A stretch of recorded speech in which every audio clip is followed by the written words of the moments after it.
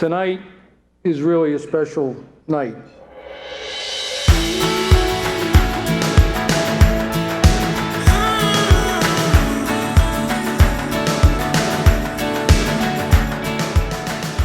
So ABA was founded in 1897, 125 years ago.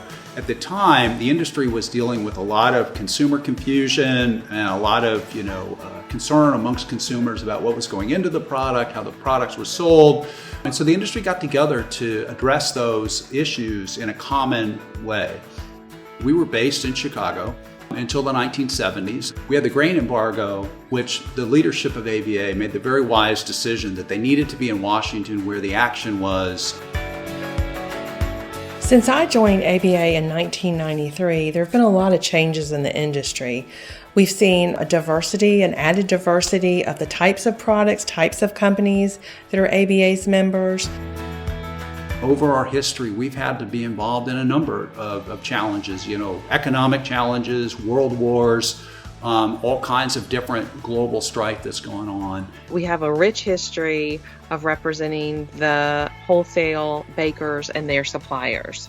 So even though they're fierce competitors, when they come to the ABA table, they roll up their sleeves, they think about policies and building consensus for the entire industry.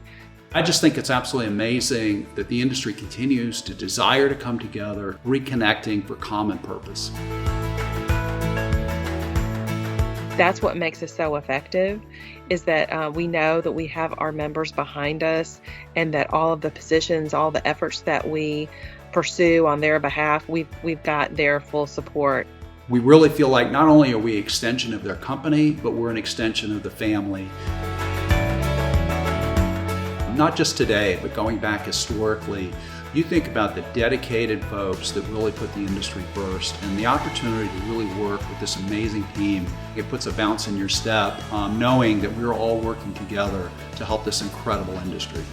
Fast forwarding 125 years, essentially ensuring that consumers have confidence in the product is really at the core of what ABA does.